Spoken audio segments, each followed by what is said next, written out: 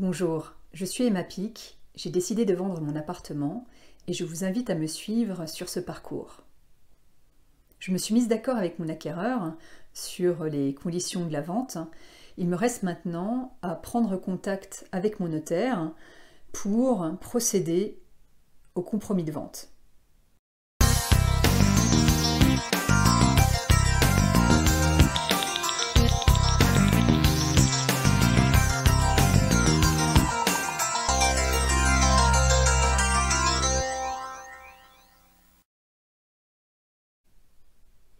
Alors un compromis de vente, c'est tout simplement un contrat qui engage le vendeur et l'acquéreur sur l'objet de la vente. C'est un document en général qui est rédigé par les notaires. On peut le faire aussi en agence quand on achète un bien par une agence immobilière.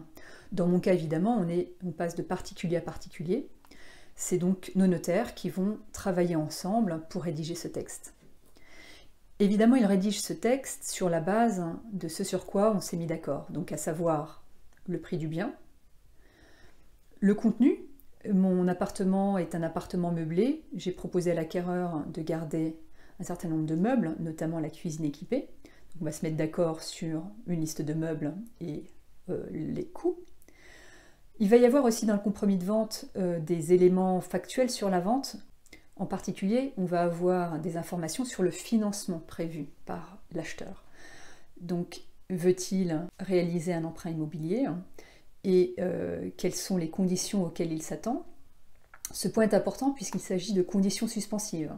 Il faut savoir que si jamais, dans un délai donné, qui est inscrit aussi au compromis de vente, si dans ce délai, l'acheteur n'obtient pas le prêt qu'il pense pouvoir avoir, alors la vente ne sera pas.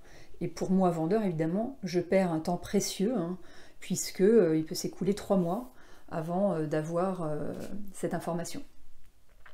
Donc, comme je le disais, on va lister ce qui concerne donc l'acquéreur, ainsi que tout un tas d'éléments qui vont concerner directement l'appartement, comme les diagnostics techniques, et aussi la copropriété, son état, les travaux éventuels, l'aspect financier des copropriétaires et l'aspect financier de la copropriété de manière générale.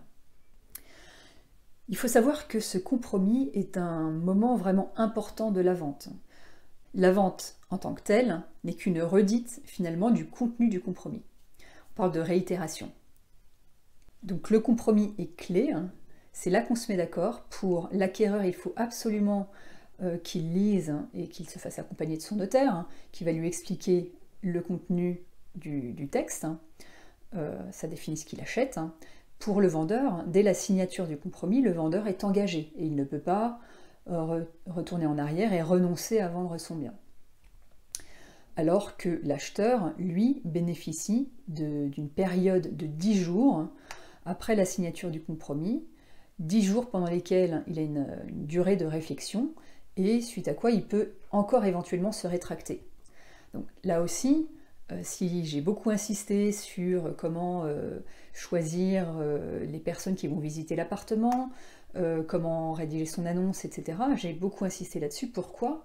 Parce que l'intérêt pour le vendeur, c'est de trouver un acquéreur fiable qui va aller jusqu'au bout, qui, s'il souscrit un emprunt, va effectivement décrocher son emprunt, et un acquéreur surtout qui ne va pas se dédire au bout de 10 jours de la signature du compromis. Donc quelqu'un qui est vraiment motivé et sûr de lui.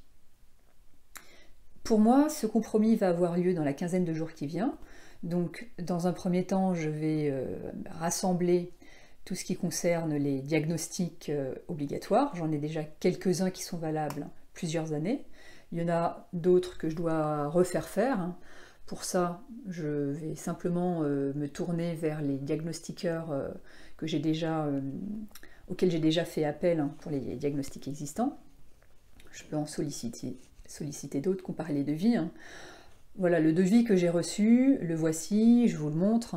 J'ai donc 5 diagnostics à faire, ça va me coûter 145 €. Le technicien est disponible en 24 heures pour venir faire son travail, puis il me remettra un rapport dans les 2 jours qui suivront. Donc c'est quand même très rapide il ne faut pas avoir peur de ce genre d'étape. C'est quelque chose de très commun. Nous prendrons rendez-vous dans une quinzaine de jours avec nos notaires respectifs. Ça sera le moment de cette première signature, donc la signature du compromis. La vente, elle, se fait en général 3 mois plus tard. Il me reste maintenant à préparer ces documents. Merci de m'avoir suivi, je vous dis à très bientôt. Au revoir.